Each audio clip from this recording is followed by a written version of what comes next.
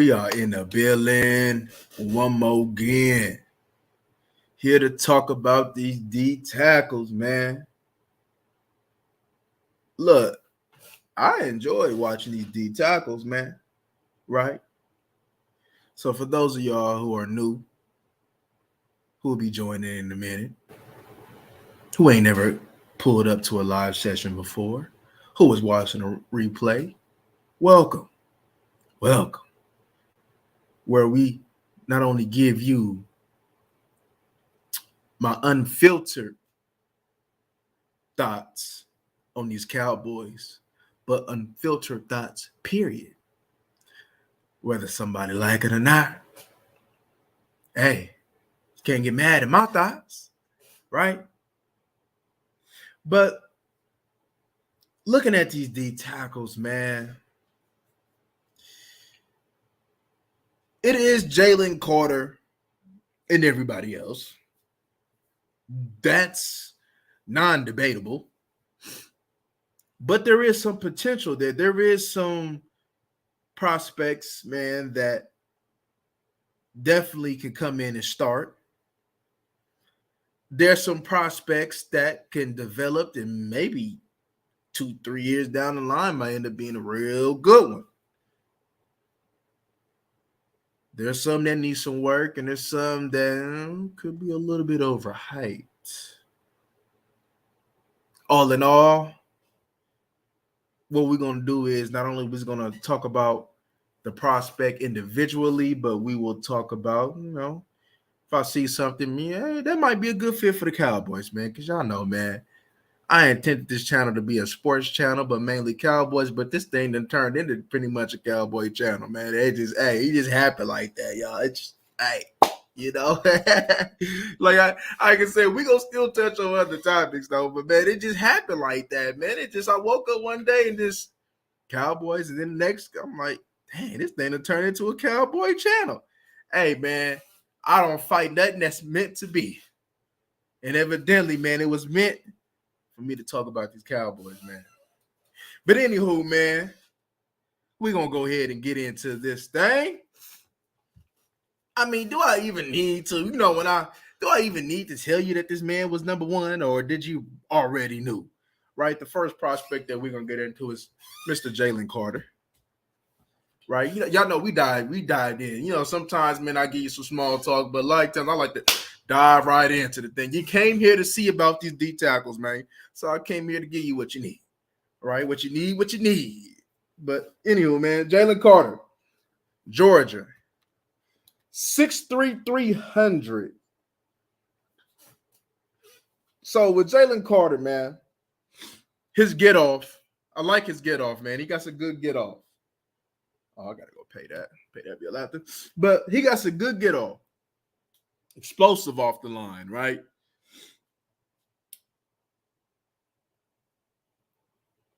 He made a play, man. I was watching one of the games I was watching was Oregon. He was playing against Oregon. And I guess it was number 71. I think it was guard number 71. He blew him up, man, and made a tackle for loss. And that was the first game I watched. When I watched, I was like, oh. Got my attention there, homie. You got my attention there, homie. And then after that, he just started. See, with Jalen Carter, man, it was just constant disruption. I heard he had a knee injury a little bit. So when I look back at his previous year tape, I did see a difference in explosiveness and like the motor aspect of things. So maybe he was just kind of just maybe recovering from that thing, man. Who knows? But even with the knee injury or not, he still showed you that he was the best in his class. One thing about Jalen Carter, what I would do with Jalen Carter is he's a 3-tech, of course. Number one, he's a 3-tech. You could put him in at 1-tech, but I will only put him in on 1-tech when on passing downs. I wouldn't constantly put him and have him fight. Nah, I'll 3-tech him all the way, right? He is a very athletic D tackle who you can go ahead and one of the few of the D tackles, man, that you could say is complete top to bottom. Jalen Carter is complete, right? First round pick, right? But when he gets tired though, y'all, I did notice that, he kind of, hops in his stance and he's slow to get off, man. So evidently, man, he's gonna have to get in shape. Now, I was looking at something, a little while ago, and it was talking about his pro day, how he was 9 pounds overweight. Well, from my knowledge, from my observations, what I've been reading and watching is that Jalen Carter has been going through some things legally that probably had added some stress to his his life. So I'm pretty sure that the man was stress eating. I wouldn't hold that against the man because he came overweight. But if they want to go ahead and hold it and he dropped, please do. Please let him drop all the way to Dallas. But we know you're not gonna do that. Especially the findings of his case, man. I believe everything is everything now. So you know, but your people talk about the littlest thing. Oh man, he's not. So what? You know what I'm saying? Like, sometimes people don't put two and two together. So they think, oh, he ain't no good. He lazy. When that's probably far from the case. I believe the man had messed around, and when that was going on, he left to turn himself in and then came back to the combine the next day. If I'm not mistaken, correct me if I'm wrong. I mean, if that ain't dedication, I don't know what is. Now, he was, with the 9 pounds, whoever was his team let him down because they shouldn't have had him worked out. They should have let that man go ahead and get back into good shape so he can go ahead and put a performance in for his stock. Because this is your life. This is your livelihood. So whoever's his agent, his team, he need to fire them because evidently, man, they giving him the wrong instructions. But anyway, let's get back to the prospect, man. Right? Let's see. The power is there, most definitely, as discussed with number 71. I love his speed to power moves. I love his speed to power moves for sure. I've seen that bull rush on him, right? And there was a swim move that he executed real nice against Tennessee that I really like, man. So I love the strong hands about him. He has the ability to stack up blocks, right? Stand up the interior O lineman, which is very key, right? Because one thing's for sure, right? Yes, I love a pass rusher D tackle, but one thing is for sure, you need to stop that run. And evidently, from what we've seen with the Cowboys situation, we're gonna need somebody that's gonna stop that run, right? So, what good is you being you ain't no star? I'll tell you like this: if you can't disrupt the run in any fashion, you ain't no star player. If you can't interrupt both phases of the game, whether it be running and passing, you ain't no star player. But Jalen Carter definitely is a star player that can interrupt both phases of the game. He's a playmaker for sure, right? When Georgia needed to play, what did they do? Call on Tyrone. They said, "Who Tyrone? Jalen?" Right? But I love his body control. He has elite body control, and that's kind of from watching a lot of these D tackles.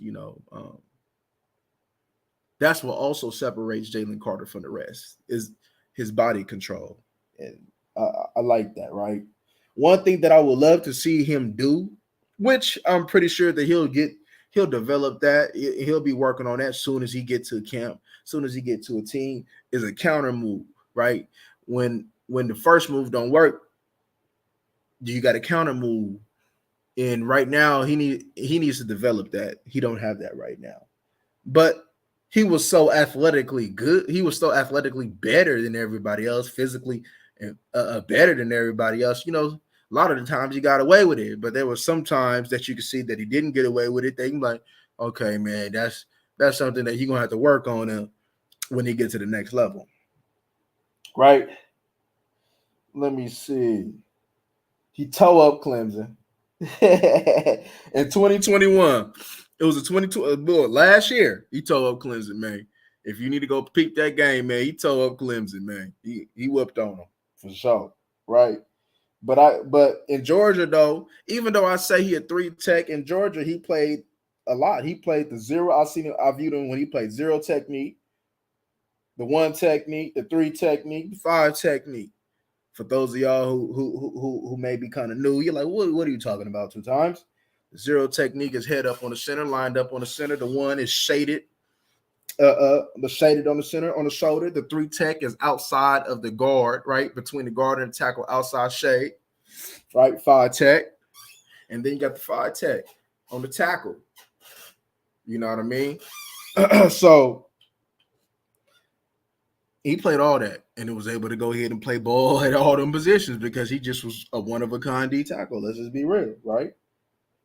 But and then also, right, you know, of course he was good on stunts, but and then this kind of goes back to the thing I would like for him to come with a plan instead of, you know, it's kind of like the Michael Parsons thing, right? See, Michael Parsons is out there just balling right now. A lot of the times you see Michael Parsons don't have a plan when he comes with his rush, right? And it's the same thing with Jalen Carter. He's so physically imposing and so physically better than other guards or tackles or centers that, you know, he don't come with a plan. He just, all right, I'm about to get off the ball and I'm about to this doggy, right?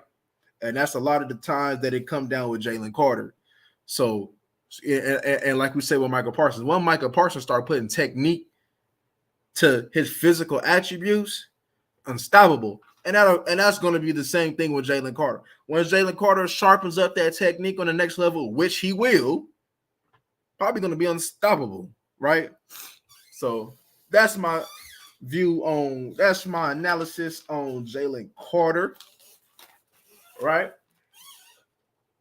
The next man that I watched was Brian, man, I might be saying his name wrong. Breesy from Clemson, 6'5", 298.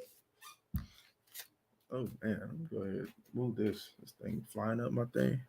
But with him was one thing I liked about Brian was that he had shock in his hands. Right, Jay Bird was handing. Yeah. Oh yeah. Oh yeah. He a beast for sure. It's him and everybody else. Hoodlum was going on. But one thing about Brian is from Clemson, man, is like I said, he got shock in his hands. He plays with physicality that I like, right? And I like, and one thing out of all the prospects, he's one of the best when it comes down to hand usage, right? When it comes down to using his hands, right? It's one thing I liked about Brian, right? I was seeing that he was able to redirect, right? You know, he can move laterally along the line of scrimmage well, right? He had and one thing that I like to see with these prospects is how well do you do against good competition, right? And when he went against Georgia, right, he had a good game against Georgia, right? So that tells me something, right? That tells me, okay, man, when the lights was on, when the competition was up, you came to perform, and he did, and he had a very good game, right? He got good quickness off the line, right? He's not a great athlete, right? He's not a great athlete at all, and there's some tightness in his hips, but he does have quickness along the line. He's not no twitchy athlete. He's like, for what I see, say above average, right? You can say above average, man. You know, good enough to get the job done, right? Right. But he's, I like him against the run though, right? That's one thing about Brian that I like is I like his run stuff and ability, right? He's not an elite pass rusher. I don't think he will be a elite pass rusher, right? Like as Jalen Carter mentioned before, but that don't mean he can't get to the quarterback, right? If Dorrance Armstrong can get to the quarterback, Brian can get to the quarterback. So I believe that Brian, you know, I wouldn't say Brian to be a double-digit sack type of guy, but I'll say that he can have some production as long as he uses his technique. It's kind of like the Joey Bosa thing, right? We know Joey Bosa, you know, he ain't like this, and his brother ain't like just the most physical, like, I mean, not physical, but like the most athletic people. But technique takes you a long way. And as long as Brian continues to develop and sharpen up his technique, he'll be. Hold on, real quick, y'all. Hold up. Hello.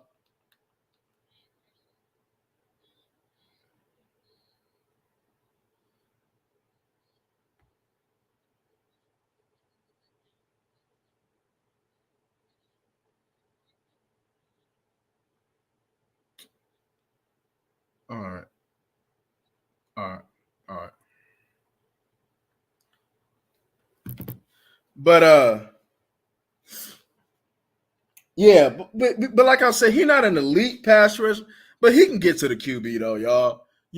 See, all these D tackles ain't gonna be 10, 12 sack type of dudes. They're not gonna be Aaron Donald. And I'm not gonna lie to you, right? Like, I like Brian. I do. I like Brian.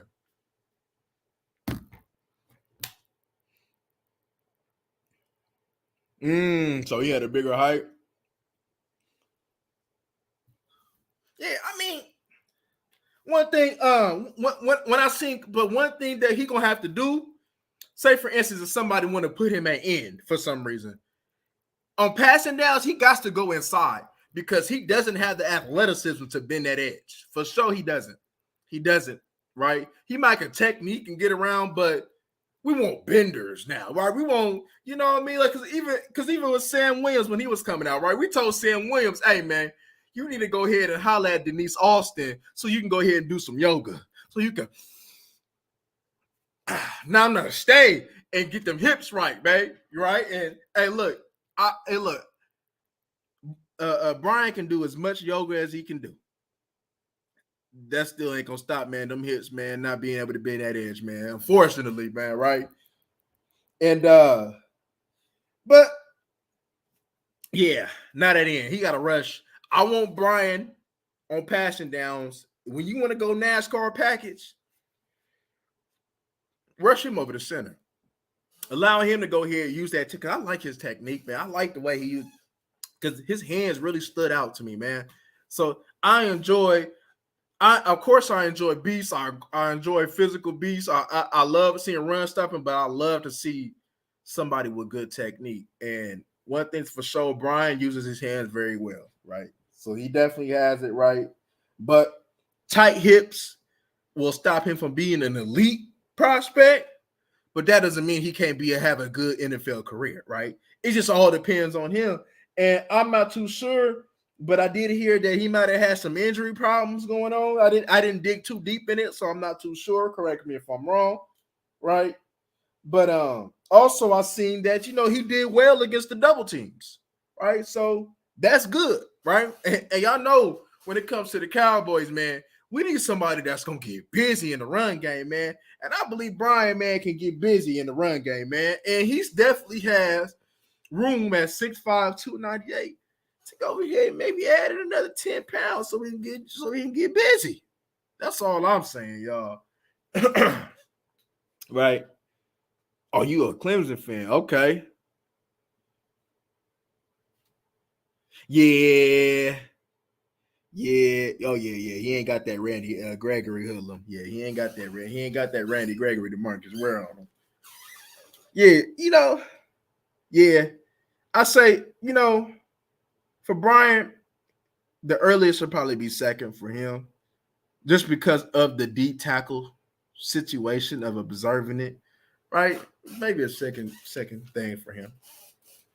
At best, second, third, right? Third, you getting good value for him at third. I'll be honest with you. Somebody, man, see, look, cause sometimes, man, look, if the Eagles can go ahead, man, and draft somebody in the first round that only had like 5 sacks in his 4-year career, then you would have to say Brian can go ahead, man, and push come to shove. You know what I mean?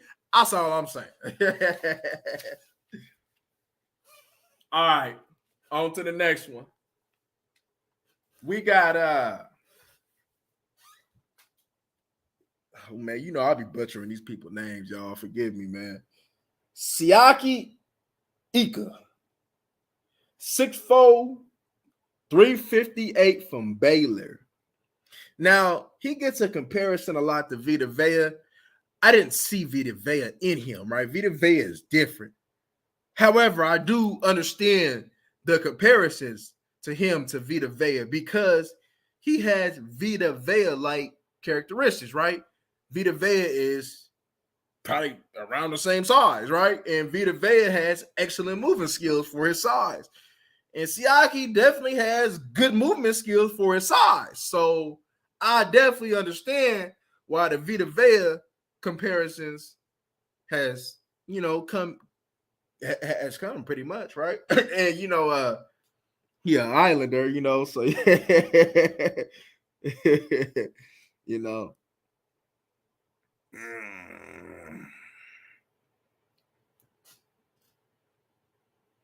26. All depends what's on my board. Hello, all depends what's on my board. Because we're gonna get to Mozzie in a minute. I believe he might be my next one. I don't know about the 2 down. See, because this is how I see it, right? Of course, he a big nose, right? He a big nose, and I definitely will put him nowhere but nose. I wouldn't put him in the edge, right? He's nothing but a nose, right? See, one thing I like about him is that he pushes the pocket, right? He's a big, powerful man. And pushing the pocket is a plus for me, right? And especially when you got defensive ends coming off, screaming off the edge, having a big boy like Siaki could prove dividends, man, if what he did in college can translate, to the pros, right? I had to think about what I want him in a 4-3 or a 3-4. You can play him in both, to be honest with you. But I think that what he brings to the table, right? You probably can get it. If I had to give you a primary take, 3-4, primarily. If I had to give you a scheme, but everybody is versatile now. So really, is there really things as 3-4 and 4-3 anymore? Everybody going ahead and developing schemes to go ahead and fit their players. But one thing, so the real question is, would I keep him at 0, right? Yes, I'll put him at 0, but could he play the 1? I believe he can. I believe with his movement skills, he can play the 1, right? But like I said, he shoots the gap.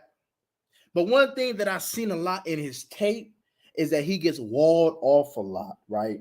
But like I said, he moves well for his size. He has a quick get off. He eats blocks in double teams, right? He was matter of fact, one of the games I was watching that I was paying close attention to was him against TCU against Steve Avila, right? Some is higher on him than most. Me personally, I'm not that high on him. I'll be honest with y'all. I'm not high on him. I'm not saying he can't be, a plug in, but I'm just not high on him, right? Like everybody else is. But look, he was whooping on Steve. But let's be honest with you, man. If y'all ain't see, y'all want to see it, y'all go see that TCU tape, man. It was whooping on Steve. He was jamming him up, right? Let's be honest with you. And Steve is a strong dude, and he was jamming him up. So that tells me not only the strength that man possesses, but hey, this is supposed to be, even though the guard class is really not that good, let's be honest with you, as a whole, Steve is supposed to be one of the best in that class. And he was jamming him up, man. He was jamming him up like a Glock. I'm just saying, man, like, I liked it, man. There was some good tape on him, right? But he definitely needs to improve the pass rush tools. That's a definite, right? He plays, when he wants to, he plays with some leverage, right? I honestly, right, watching the 3-4 games that I watched of him, I didn't see a guard or a center that can handle his power. I didn't see a guard or a center that can handle his power. I'll be honest with you, right? One thing for sure that he should be able to do the dirty work, right? He should be able to hold off these linemen so your linebackers can run free. So if you got running hit linebackers behind, A big boy like him, man, with his power, man, could be a luxury. And his movement skills, as long as he continues to see, I don't need 8 sacks from him. If I can push the pocket and occasionally, because he got that swim move. All them little islanders. Come on, man. Let's be real. All them little islanders got that swim move, man, right? Them big islanders got them swim moves. So if he can go ahead and hit me with a swim move like Vita Vea can, man, I'm good with that. I'm good with that. I'm good with that. Right? But I seen that, he could play the 0-1, the 2 and the 5, but I honestly wouldn't play him out there. I honestly would keep him in the 0 and the 1. I mean, if you want to go ahead, maybe sometimes and switch things up, if you got another a good nose, if you want to go ahead and put him in at 5 at time, okay. But he needs to be in front of that center. Let's be real. He needs to be in front of that center, right? And like I said, I like his lateral movement along the line, right? One thing that I did see that he needs to improve is his tackle radius. there was a lot of tackles that I would think that he should have made in the backfield. Let's be honest with you, that he should have made, right? So he needs to go ahead and improve that tackle radius. Or that might not ever improve. It might be limited. And that's why I say he's not Vita Vea, because Vita Vea has a bigger tackle radius, and that tackle radius in the backfield is much needed for a D tackle. I don't care how slow or fast you are. You need to have a nice tackle radius. And right now he doesn't. It was kind of limited, right? And but one thing that I did see him get in trouble with is when he allowed blockers to get into him. When he allowed blockers to get into that big body, man, he was kind of no good at times, But when he went on ahead and took charge and took control of the blocker, he pretty much had his way, y'all. Let's be honest with you. He had his way. Overall, I like the player. Man. I wouldn't say Vita Vea, but I like the player. And if he goes ahead, man, and work on that pass rush some and continue to prove his technique, which he does need improvement on, which I'll probably bet pretty much everybody does, right? He could develop into a very good player. Oh yeah. I watched him. Oh, he bigger than Vea, huh?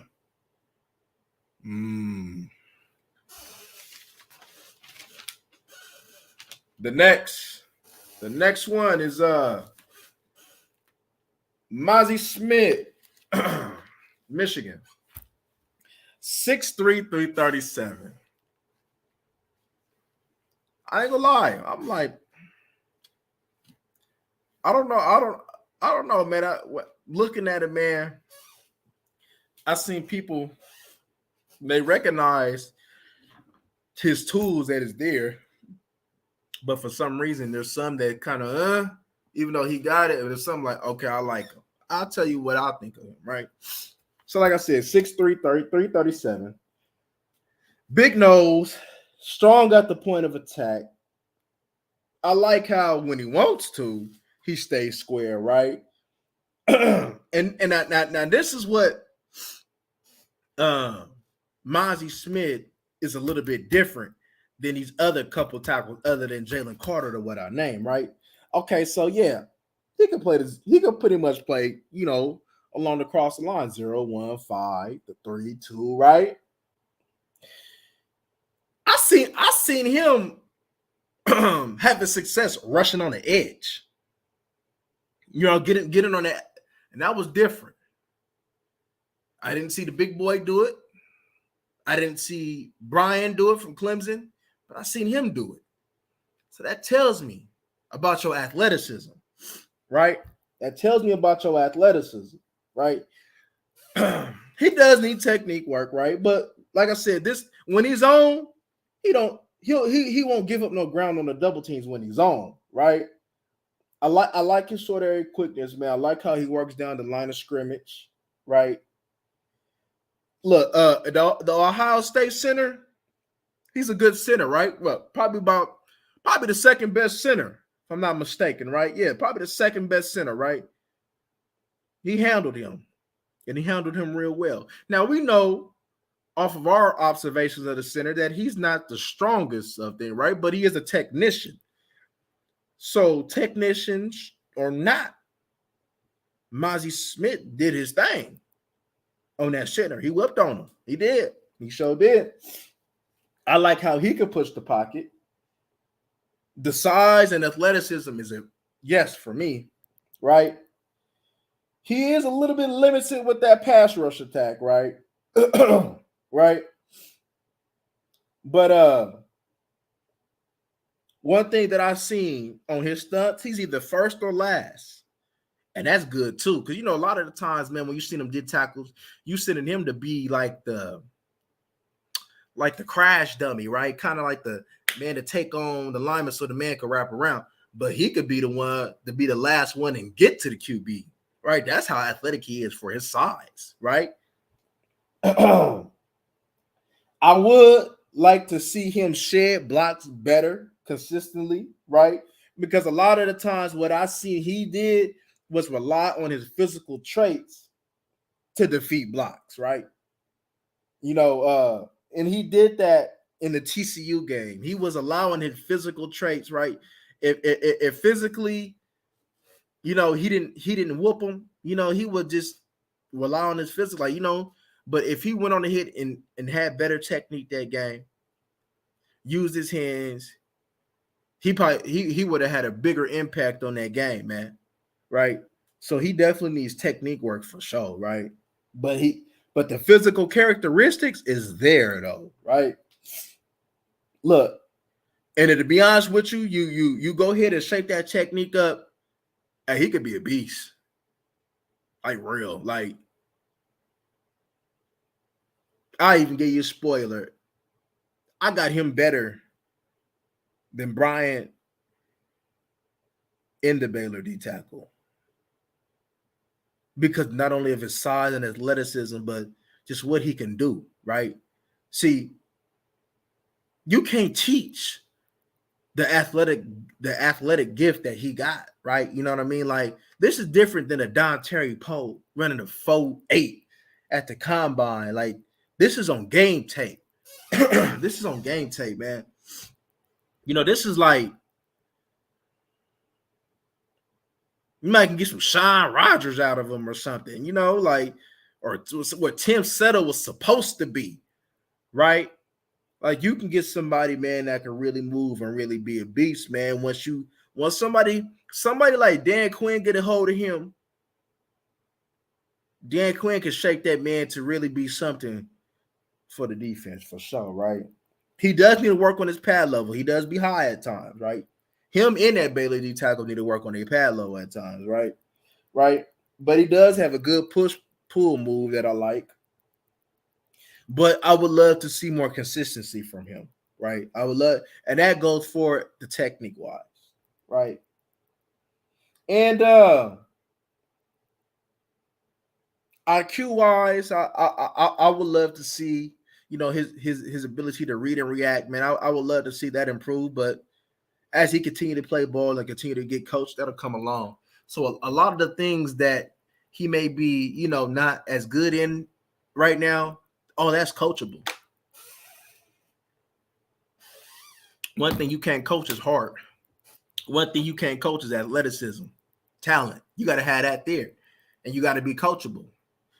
So I guess we're gonna find out is Mozzie Smith coachable. And I mean, if you're playing for Jim Harbaugh, man, you gotta be right. You know what I mean? Jim ain't playing that, man. Jim ain't playing that. Loke, what's going on? He won a Jordan Poe. Oh yeah, for sure, Mozzie. Yeah, for sure, he a 3-down player, man. For sure, he a 3-down player, man. That's without the question, man. He is for sure a 3-down player. All right, man. So my next one is Kalijah Cansey from Pitt, 6 foot 280. Now, people say that he's comparable to Aaron Donald. No, absolutely not. I'll be real. I'll be real, man. I was disappointed in him. I'm gonna be real. Out of all of these tackles that I watched, I was most disappointed in him. It ain't. I mean, I understand that size he was gonna be but this is college though. This ain't the pros. This is college. Let me go there. We're gonna talk about this disappointment, man. I'll be real, man. I put that he a 3-tech or edge player, but maybe you might need to keep him on the edge and see what you can do with him in better space, right? Because he definitely got the athleticism. Like, that's for real. Like, he definitely got it, the athleticism. But, man, the strength is lacking, though, for sure, right? He gets washed out to play too much, man, because he's just not strong enough, right? He does have a quick first step. I love his pursuit. He does hustle. I love his pursuit. I love the motor, right? But he don't shed blocks. He don't shed blocks, y'all. The games that I watch, man, he ain't shed no blocks, man. Right? If he gets in his chest, if somebody get in his chest, there's no recovery. It's a done deal. It's kind of the same thing with Aaron Donald, but Aaron Donald is strong, though. Aaron Donald, sometimes, man, people don't even know that. Sometimes that man, Aaron Donald, went to like 250, 260 and still bullying these fools. If he went to 250, 260, it's over. He might should go to 250, 260 and play edge. He probably should go play in. I don't think he should play D tackle. I don't think so. But 4-3 scheme is definitely what he is. He needs to always be penetrating. He needs to always be on the move. Slant stunts. He needs to always be on the move, because if he ain't on the move, if you think that he gonna anchor down, he's not. If you think he gonna stop the run and really play big boy ball, your dreams and aspirations of this kid will be crushed. But if you might need you a third down player, you might got something there, right? But he got the physical traits, just not the size. But there's no strength to his game. You just got to win with movement. And one thing that I didn't like, that he did not take half a man, right? You know how, as a D lineman, right, you're not taught to take on full man. You're to take on half the man. And a lot of the times he was taking on the full man.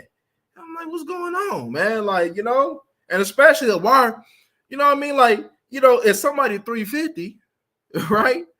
If somebody 350, you want to take on 350 or 175 pounds. Come on, man. So he was just taking on like he was a big boy.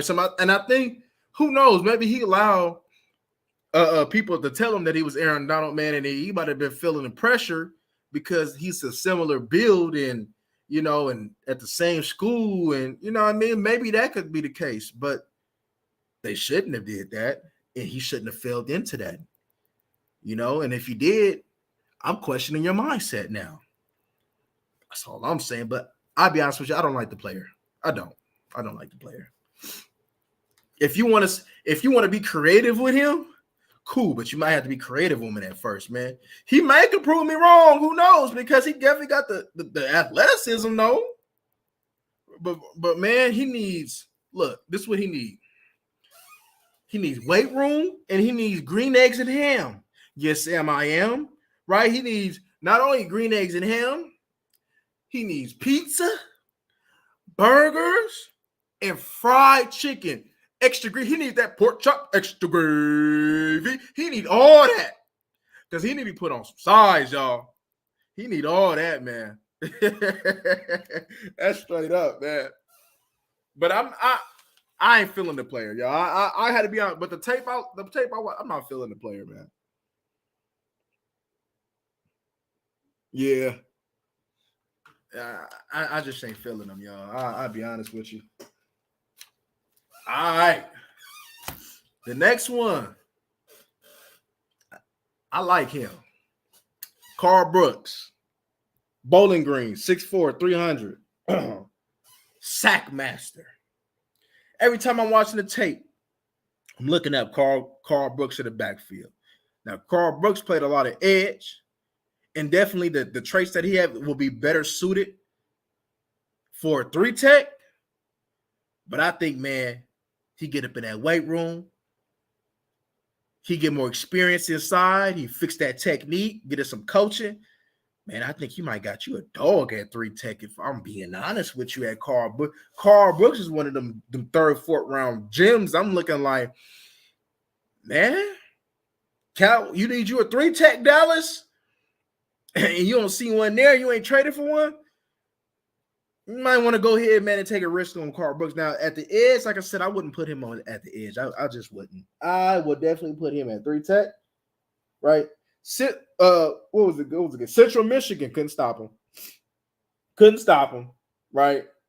He just makes a whole lot of plays. He's just a playmaker, and that's what I want to see from somebody who plays in a played at a smaller college, man. That's what I want to see. I want to see, is you dominant? Is you a dog? And he definitely was that, right? And I believe he got what? If I'm not mistaken, I've seen 27 and a half sacks in 2 years.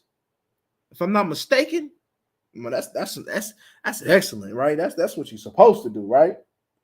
And I think even though I don't think that he has the athleticism to be an elite edge player in the NFL level, but I believe that he has the athleticism to be an elite 3 tech, to be honest with you, man. I really do, man. I like him, man. I mean, if you wanted to, maybe you could put him at 3-4 outside linebacker, but I wouldn't. I'll try him at 4-3. I'll try him at a 4-3 tech. But yeah, man. I look, if he develops the way that I think he can develop, I wouldn't be surprised if it was him and Jalen Carter being one of the 2 best in this class. If I'm being honest with you, I like homie that much, man. But but I know it's gonna be a process, though. I know it's not a 1-year job, though. I know it's gonna be on him, though. I know it's gonna be in the right situation, right? But he definitely got the tools to go ahead and make it happen, though. It's kind of like a Jason Pierre-Paul type of thing, right? You only had 1 year of production, but you just knew that he had the physical characteristics. This fool out here doing backflips and stuff. He out here on some KC Veggies type stuff, on some I bet the money maker do it. And he out here doing all kind of backflips for the Carmine, just showing out. I think, man, he better suited for the inside. For real. But I like that motor on him. I see the motor on him too. That's one thing I love about a D tackle or a DN period. That motor. Not many really has that motor on them, though, like that, though. And I seen that he had a motor. And for you to go ahead and be a sack master the way that you was at Bowling Green, you gotta have a motor with that ability. And he has that on him, right? He was being brought on stunts, and see, a lot of the times, man, see, one thing I seen is that when he would be brought on those stunts and it would be inside, I see that he will defeat the interior player kind of easy. So therefore, that kind of further proves my point in why I think that he could transition very well. I like him. And if somebody go, man, Dallas need to take look. When I do that mock draft, man, I ain't gonna lie, man. If he there 3rd, 4th round, y'all gonna see me, Carl. Even if we took all kind of Carl, for real, man. Straight up. But the next one, dang, I'm probably about to butcher his name again, y'all. Moro Ojimo from Texas, 6'3", 284. Now, I had to post about him. I like him, man. Yeah, he did so cornbread. Yeah, Bird, for real. He for real. Hey, and I'll be for it too. I ain't gonna lie. Trey, is you gonna pay Osa? If you ain't gonna pay Osa, then you need to be thinking about that 3 in the future, and that could be Carl Brooks. But Moro Ojimo from Texas. Look, I like him. He ain't the most talented type of dude, right? But he's a glue player. And like watching him gave me Tyrone Crawford vibes, right? They talk about, he's not the most athletic. Some say some say that he wasn't the strongest at the point of attack, and I disagree with that because I seen him hold it up. I see his play strength was fine.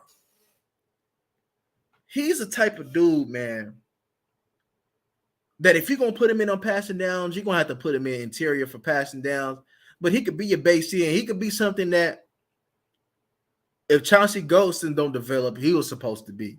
He was supposed to be, maybe what a Dorrance Armstrong was supposed to be, somebody that can stop the run. And he's a glue player, a work hard play. I like him, y'all. There's always a player that ain't always the athletic man that just stands. Bro, I was like, it's just, I like his heart, man, for sure. Like, and then the cool thing about it is, what do I always say? Big players make big plays in big games, right? And at the Alabama game, he had a very good game. He don't get no better than Alabama, right?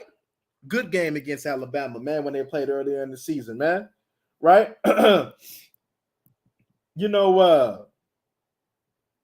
like I said, probably with a couple other players, he gets in trouble when he lets other people get his hands in his chest, right? But he's always active. He's a fighter. He's always fighting with his hands, man. He's always active hands, man. That's one thing I like about him. And that's one thing with your size that you have to have is active hands, man, because if you allow them hands to get on you, that's one thing about Aaron Donald, right? Aaron Donald is small, right? But Aaron Donald, not only with the physical characteristics, he has the hands to keep them boys off of him, even with the wingspan the way it is. So if you got the hands can take you a long way. Hands can take you a very long way. And I like the activity with his hands, right? I see him as a three when it's time to rush, but he's probably an edge player when it's all said and done, though. But he could play inside, though, at time. It's just in pass rush situations, so right. But like I said, I love the motor. He's just a solid player in general. Like, he's the type of player, like, if you just missing that one piece, you draft him, he's that piece. Right? And yeah, he's just a hard worker, y'all. There's not really too much to say about him because that's just pretty much the definition. That just pretty much define him, right? Somebody like him could play for me any day because of his heart, his determination, that motor, man. You just see nothing but heart from him, right? And yeah, man, and I see him. They say that, his play strength may not be up to par. Well, I seen him standing up guards. I was seeing him doing very good against Alabama. So I'm like, what tape is these people watching? Because I seen something different. So me and them gonna have to have a talk or something. You got to show me how his play strength ain't there when he's standing up Alabama guards. That's all I'm saying, man. And there was a time where he had, I think it was the left guard. He held him up, squeezed him down, and then somebody on the backside was able to go ahead and make the play. That's all I'm saying, man. Like, with him, he ain't no combine type of dude. So if you was looking for him to improve his draft stock, which I disagree with it when it comes to that combine stuff, he ain't gonna do that. That's somebody that you got to trust the tape with. Like, they be like, is my eyes fooling me? No, he can play. So that's somebody that you just got to trust the tape. You just got to trust the tape with him. All right, the next one.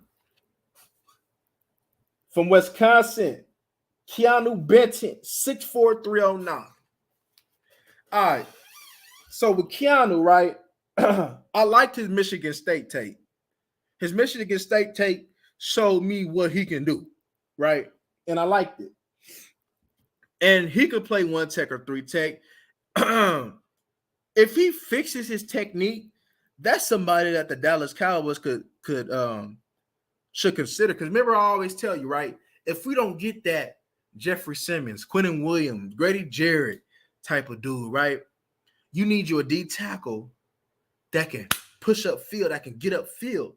And Benton can do that.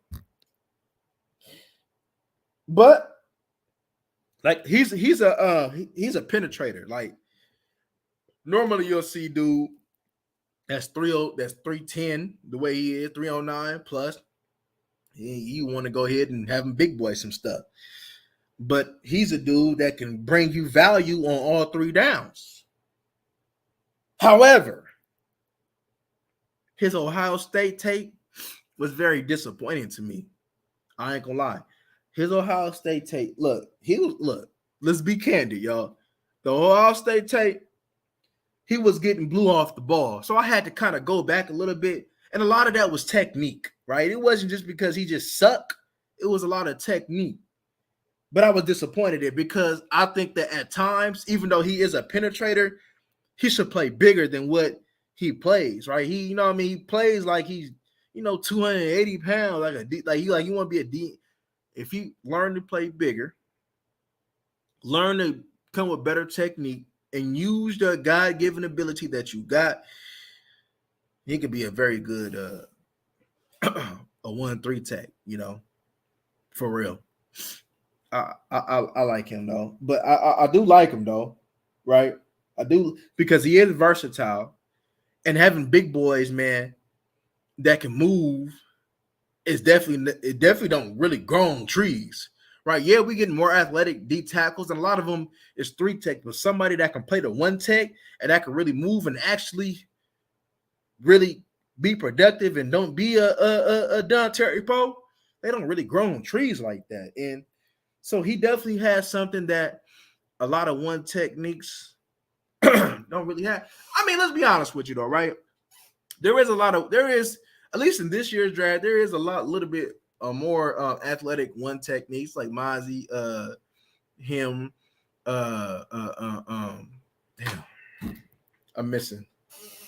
Even the next Texas cat we're gonna get into. Man, I just named him too. But anyway, my brain ain't thinking right now. But anyway, but yeah,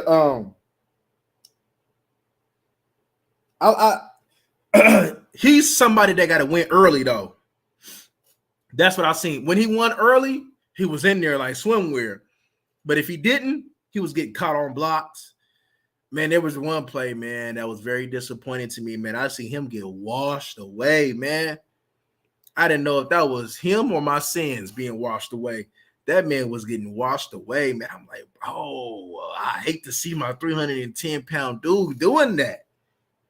That kind of crazy. That made me kind of close my eyes, man. I almost shed a tear, but then I thought I was shedding a tear, but that was just water that hit my face.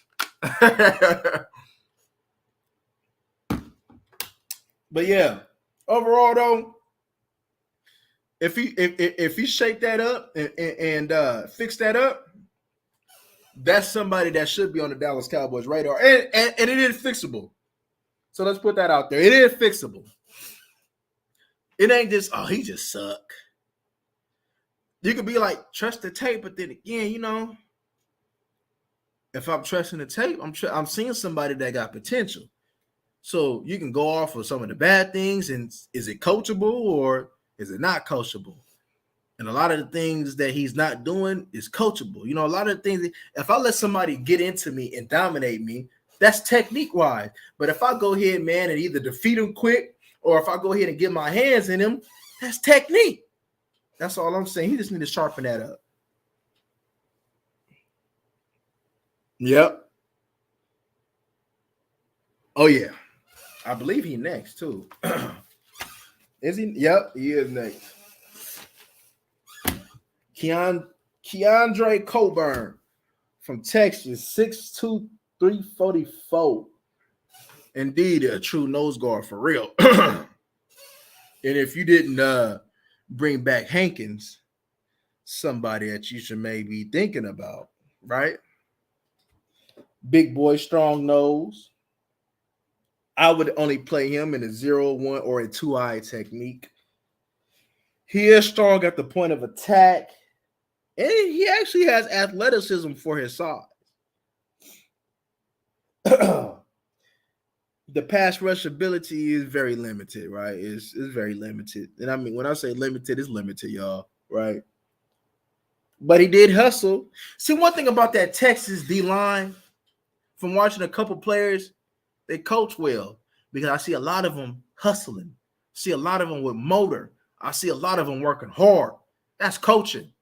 So whoever that Texas D-line coach, man, shout out to him, because even though the two players that I named from Texas is two different players, they all play the same way, which is with heart and with hustle. He does have a good bull rush, and I did see that he was stout against the run. He does have two gapping ability, right? Which is why I say that he can play the zero, right? And you could stun him. I seen him on stunts, and he looked very good when he was stunted, right? I also think he needs to improve on his technique, right? But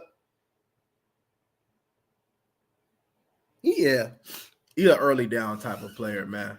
Right? I definitely will be subbing him out on third down. He's an early down type of player to me. But if you want to talk about traditional nose, that's him.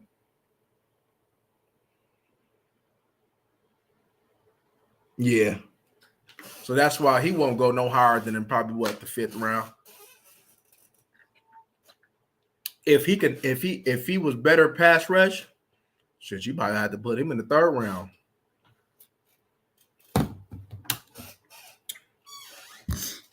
But the next dude that we have is Jacqueline Roy from LSU, 6'3", 305. Hey, look, with him, if he didn't beat you quick, he still will stand up to guard. So he does have play strength, right? He does maintain his gap with strength, right? But to me, he's just a 3-tech. He ain't nothing but a 3-tech. He's kind of like the Wisconsin cat. He need to win. He got to win quick.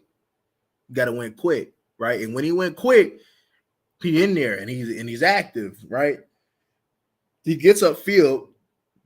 He is a penetrator, right? But if you cut him off, you got to keep working, right? But he does stay working though, and that's good, right? I like his pursuit, right?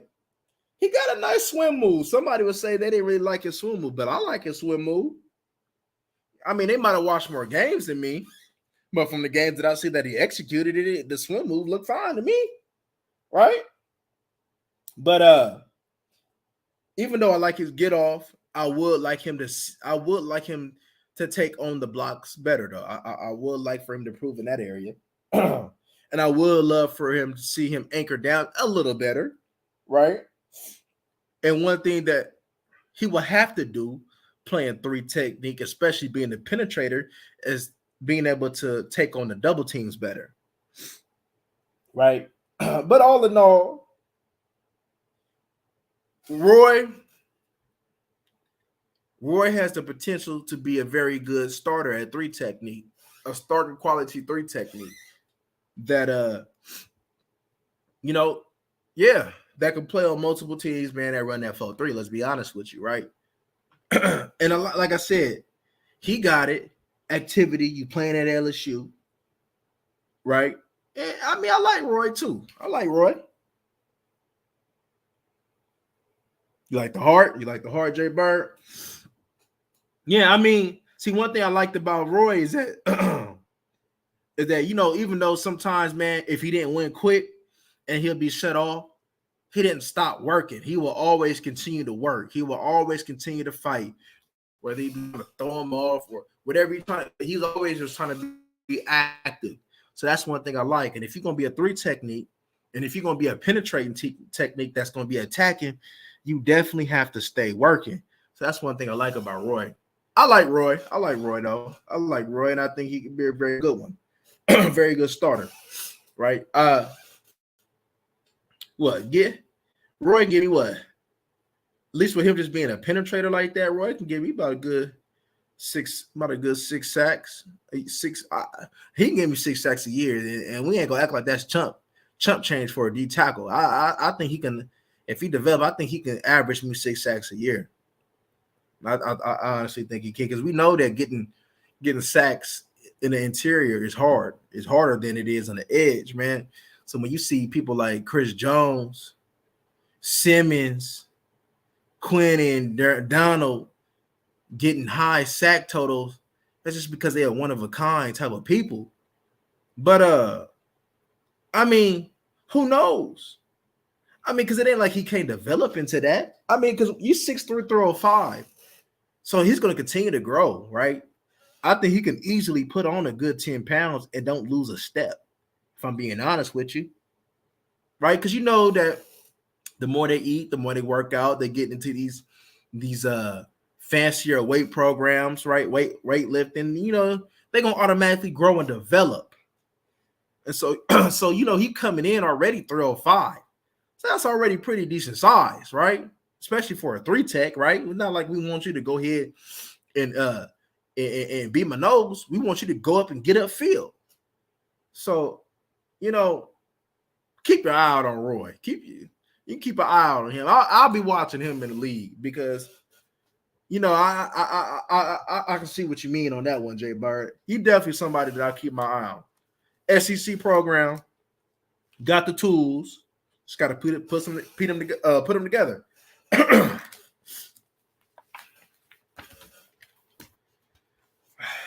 The last one I watched, I only watched 2 games. I didn't really get to do it thoroughly the way I wanted to.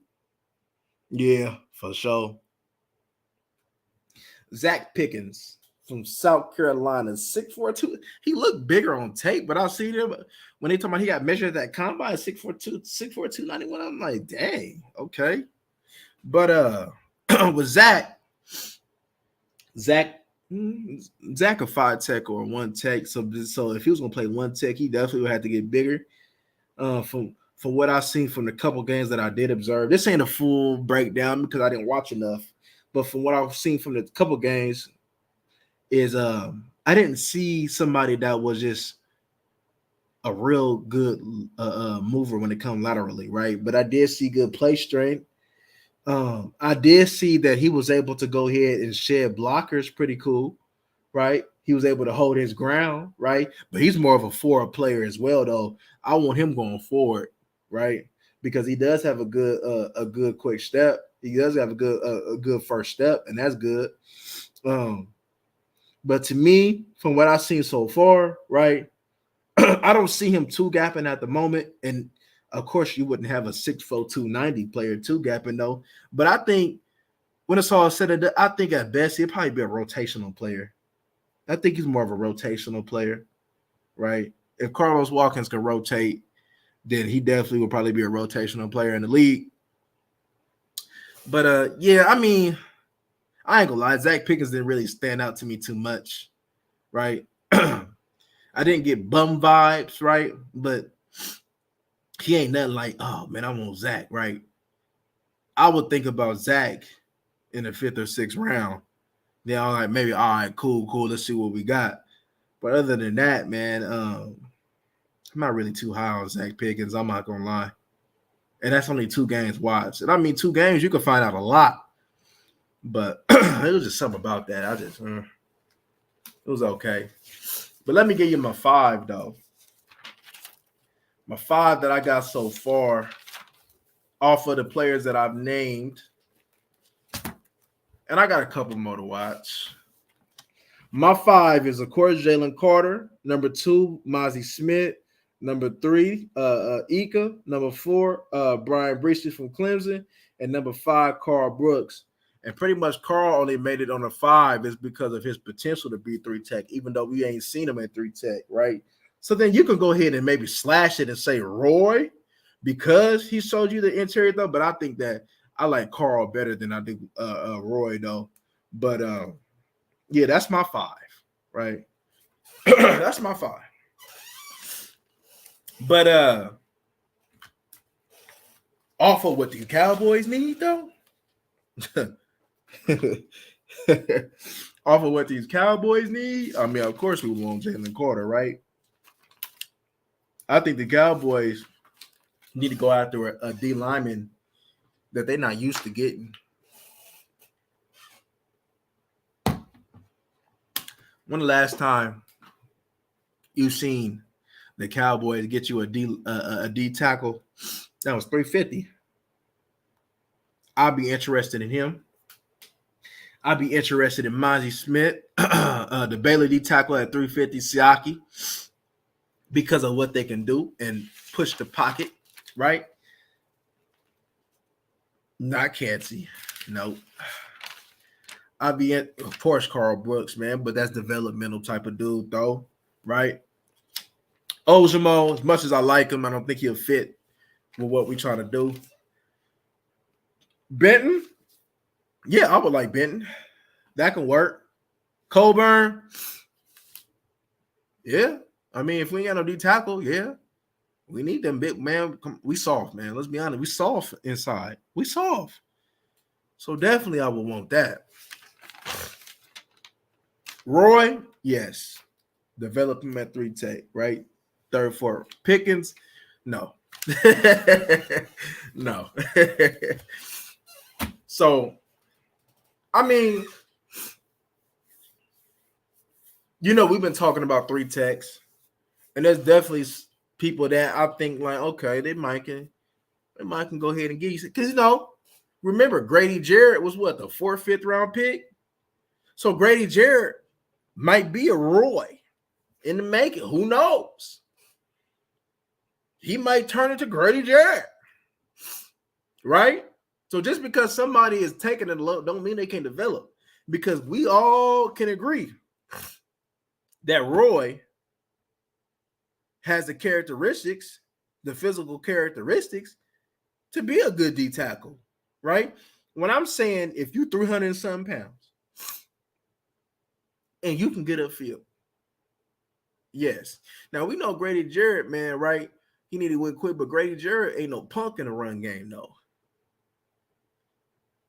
So of course Roy will have to sharpen up, but Roy ain't no punk in the run game either, though, right?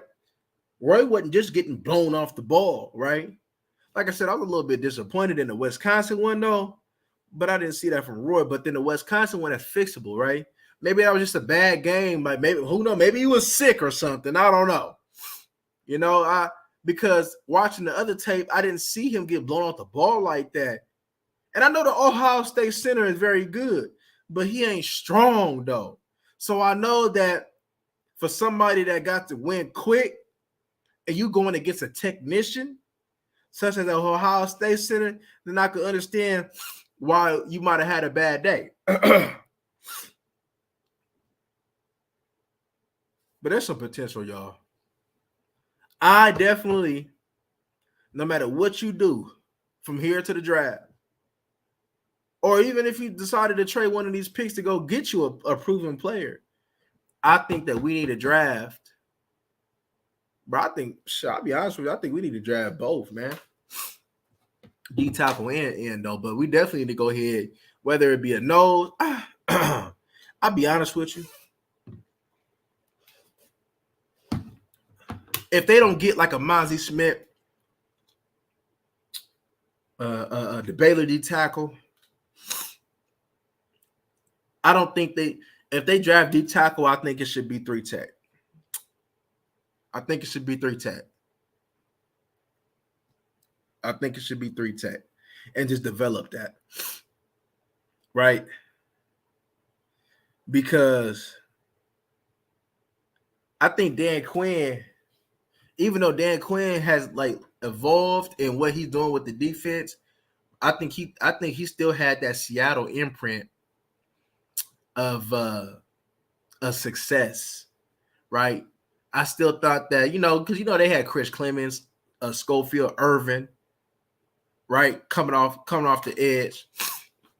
So I think that he thought that coming in with 3-4 defensive ends, man, that can get to the QB was going to be good enough, right? Yeah, he had Tony McDaniel, Mebane, but we in this NFL have evolved from just having Tony McDaniel and Mebane, because there's a reason why, even though Hankins is an excellent D tackle that stops a run, there's a reason why he keeps bouncing from team to team, because he provides little to nothing in the pass game.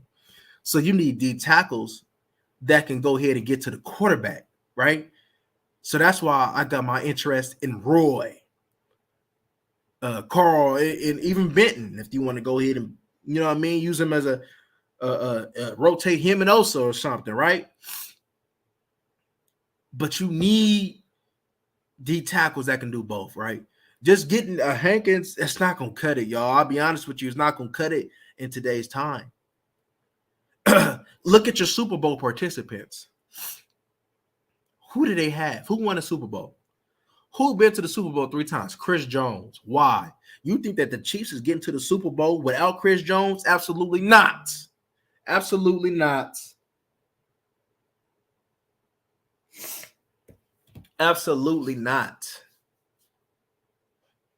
You think that the Philadelphia Eagles wouldn't have been able to go ahead, after making investments in Sue and all them, you think if they didn't help that they would have probably been in that predicament? Most likely not. I don't care how good that they say that the offense was. So that should tell you, right?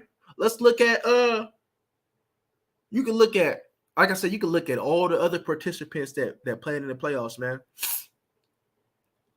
A lot of them was getting pushed. And I always look at the Super Bowl participants, right?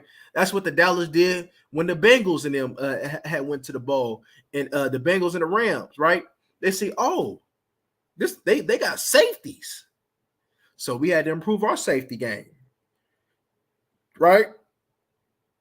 And now look at them. Oh, not only is they cheap at running back, but they went on ahead and invested in D tackles. That's what this team got to do. They either going to have to trade for him. Yeah, they're going to have to trade. They're going to have to trade and draft. Let's be honest with you. They're going to have to trade and draft, right? There's a guy by the name of DeForest Buckner. I seen that he's 19 mil against the cap. Let me tell you something. Do it. Look, man, that's somebody, man, that's long, man, and that's proven that'll get you 8 to 10 sacks, man, inside. So DeForest Buckner mess around and probably bring a sack total that's better than all your defensive linemen combined. You need production. There is a reason why, right? And that's why I said, I don't care how good the Niners thought that Armstead was. To me, he ain't that good to me, right? But I said, you messed up not paying DeForest Buckner. DeForest Buckner and Bosa would have definitely been a better combo than DeForest Buckner and Armstead. They just went cheap. Now, it really ain't hurt them that much because of the way they play. But let's be honest with you. The way that our defense is built is definitely different than what anybody else's defense is built. Who got a Michael Parsons? Who got what we got in the back end? We got all these ends. But I'm telling you, if you go ahead and get you a D tackle that can get upfield and not only be good against the run, he ain't got to be great. He ain't got to be Hankins against the run, but good against the run and provide a push, bro, your Cowboys will change. Because look, I'm going to tell y'all right now, I don't care what we have done with this defense so far. I don't care about Gilmore. I don't care about the return of Fowler. If your D tackles are not better than what they were last year, this defense will be in the same position that they were in last year. This is facts. This is facts. So they're going to have to do something about that thing, man. They're going to have to do something about that defense. They're going to have to do something about that defensive line, man. This is important. This is important. This ain't going to be an overnight fix. I know that waiting to see it. There's actually a couple. Now we know, right, that there's going to be a couple of D tackles, man. We know that we probably, it'll be a miracle to get somebody like Quentin Williams, but we know we ain't getting it. We know that the Titans ain't letting go of Jeffrey. But if we can get Jeffrey Simmons, I would love it. Because look, the Titans is in rebuild mode. Should you pay for Jeffrey? Absolutely. Absolutely, you should pay for Jeffrey Simmons. Absolutely. Jeffrey Simmons will go ahead and turn you to a one-and-done team to a Super Bowl contender just like that. because I don't care. No matter what we did right now, we are not a Super Bowl contender. Until we look at that D tackle like, oh yeah, okay, right? Until we looking like, if we ain't looking like Spice Adams with the D tackles, it don't matter. It don't matter. It don't matter what you do. So this is a big off season for D tackles, y'all. And I don't care what, they got to get it right. Now we done looked at 11 D tackles, and we done looked at a good about a 3-4 of them, maybe 5 that'll fit well with the Dallas Cowboys. They need to get one of them D tackles. On a second and third day, we need to be calling one of these D tackles' name. Now, we're picking at the end of the second and third round, so you're going to have to go ahead and probably reach a little bit to grab one of them. Because there's somebody right now that's seeing Carl Brooks, what we see. There's somebody right now that see what we see. There's somebody right now that's looking at Mozzie Smith, but like, should we develop him? He might be something. And I'm not opposed to taking a one tech that can give me pass rush. See, I believe in taking D tackles who can provide good pass rush in the first round.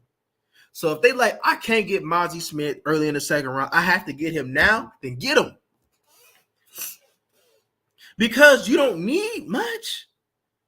You took care of your corner position, right? You can go ahead and get that. You took care of your linebacker position. You just need that.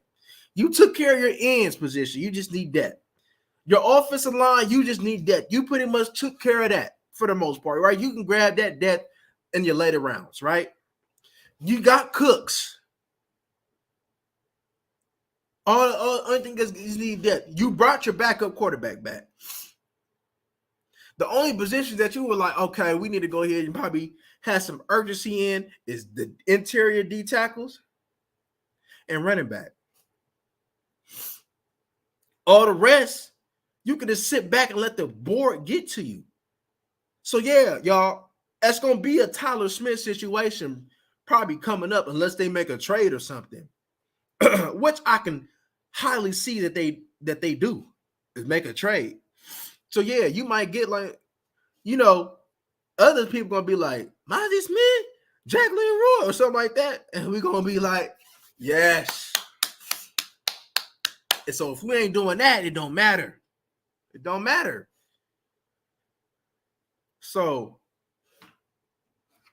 they're gonna have to do that, y'all. They're gonna have to do that. They got to. They got to, because if I'm now, the ends is gonna be interesting because I was looking at some ends. I had started already taking a peek at them. But then we're gonna go to the linebackers after that. But I was taking a peek at them ends. They look interesting.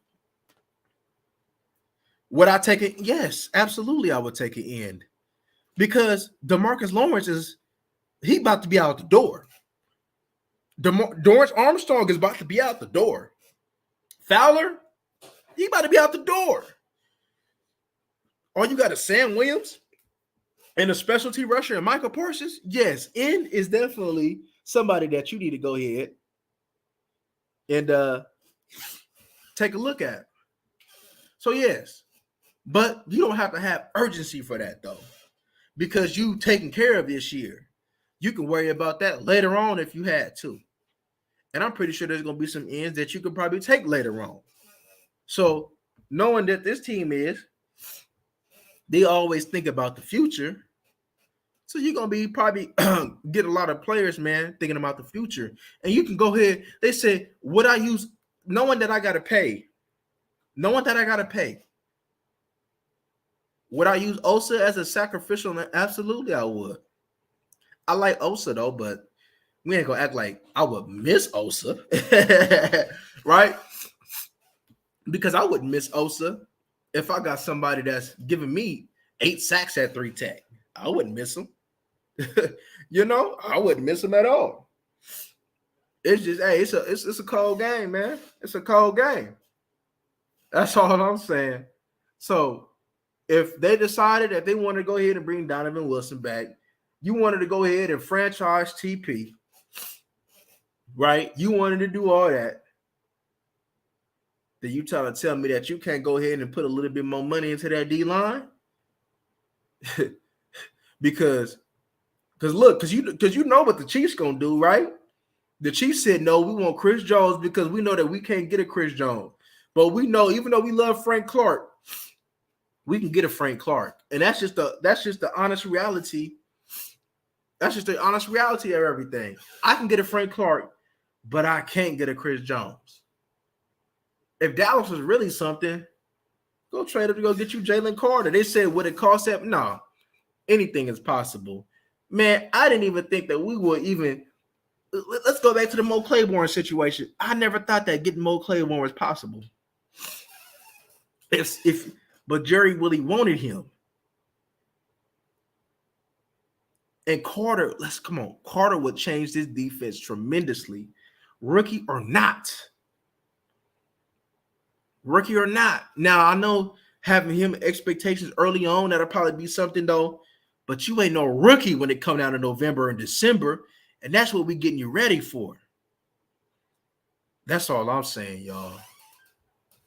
Make the pick. Right? I know we don't like to go ahead and get rid of draft pattern. And hey, maybe Jerry was on or something. Jerry knew something that we didn't know. They talk about Philly mortgage in the future. It look like all these boys, man, that Philly thought they was going to keep, they ain't keep them. Philly done got gutted defensively. They lost their guard. They got to pay their quarterback. Right? They got to pay their wide receivers. They just paid Lane Johnson. Maybe Jerry was on to something. I don't know. However, man, you can also look at it like this. Jerry, you ain't been mortgaged in the future. You don't have to mortgage it all the way, but there's going to come a point in time where there's going to be some offers that you can't refuse. You know what I mean? Facts, love. You know, he finally put out that debit card, man. he finally made some deposits after all them deposits. He finally made some withdrawals, man. He finally paid for something. Now, look, I'll be honest with you. I like Cooks. I like the trade. But, dog, man, that Michael Gallup situation, I'm just looking at the situation. Just think of how different this would be if, one, if you didn't pay Michael Gallup, and two, you didn't franchise TP. Look, I think you'll have more flexibility, baby. Go ahead and do a move that we might have didn't expect. Because in all reality, if Michael Gallup don't step up, this could end up being a two wide receiver type of thing again. That thing gonna lay away. So, you know, men lie, women lie, but that money don't lie. So, Jerry, you ain't got to mortgage the future. I mean, we know Jerry ain't gonna get rid of this draft. Jerry may trade away some of his lower picks, but we know Jerry Jones most likely is he gonna keep the picks. In all reality, seeing what we got at corner for the future, safety for the future, D-line for the future. Even though we need an offense, y'all, I wouldn't be surprised if this if it was a balanced draft. Right? Because all you need is a wide receiver. You can get probably in the third round, and a running back that you could probably get in the second round. Unless Bijan is there, then you better get on that. You know, but there's the wide receiver class definitely has some depth where we can get a productive 3 or 4 wide receiver for the future. Maybe even the 2. Because we know Cooks ain't going to be here long term. And if Gallup mess up, we know he ain't going to be here long term either. The only thing that we could say that's for sure is that CD going to be here. That's the only thing that you can say going to be here for sure is CD. So, yeah, this team definitely can't march against the future. But then again, Jerry, it's time to win. You have the coaching staff. You have the offensive coordinator now. You have a head coach. You got championship experience on your offense and defense now, homie. You got playoff experience. Everybody got playoff experience. Now you done brought in some more Super Bowl experience. Ain't that something? So you got the experience, man. Man, I'm just saying, y'all. I'm just saying. I see you, Micah, talking that BS. But you're going to step up this year more. Unfortunately. They like Micah been good. Yeah, he's been good. But I need that. I need him to step up. And when I say step up, I'm talking about leadership, homie. I'm talking about leadership. Because Michael Parsons still has nobody to look up to. He still has so he got to be the all in all. Yeah, Leighton cool, Kirsch is cool, right? And that's good. But when it's all said and done, when we look at who need to make a play, who we looking at? Michael Parsons. And his offense needs somebody who gonna step up leadership wise on because there's a losing Zeke. There's definitely a lack of leadership on the offensive end. Yep. There's definitely on the offensive end, there's definitely lacking in energy and leadership. Because even though they love Dak, I just don't see him as the type of leader that this offense needs. I'll just be honest with you, y'all. Yep. So I don't know, man. This is gonna be an interesting month. Let's just say that. Leading up to everything, because look, we know we all in expect for Jerry to go do what he did this free agency. So you're gonna have to go ahead and top that then, Jerry. You're gonna have to make some picks like, oh, you mean business. And we're gonna be honest with you, even though the topic's D tackles, Dak need him a heck of a running back, bro. This running back by committee thing ain't gonna cut it. He need him a real running back. And who that real running back? Bijan. Come on. Come on. That's all I'm saying, man. We know Dak does good with short area receivers who got short area quickness, who can win quick, and a good running back. That's what he need. So that's all I'm saying, y'all. Proof in the pudding. That proof is in the pudding, y'all. But anywho, man, I appreciate y'all for coming through. Once again, we gotta get up on these ends now. We gotta get on these ends for the next time. And yeah, man. Hey, I appreciate all the support. I appreciate y'all coming through, chopping it up with me, man. Everything that y'all do, man, I really appreciate it, though, for real. But anywho, man, we gotta get up out of here, man. Y'all have a good one, man. And hey, stay safe, man. And y'all know what time it is, man. How about them Cowboys, y'all?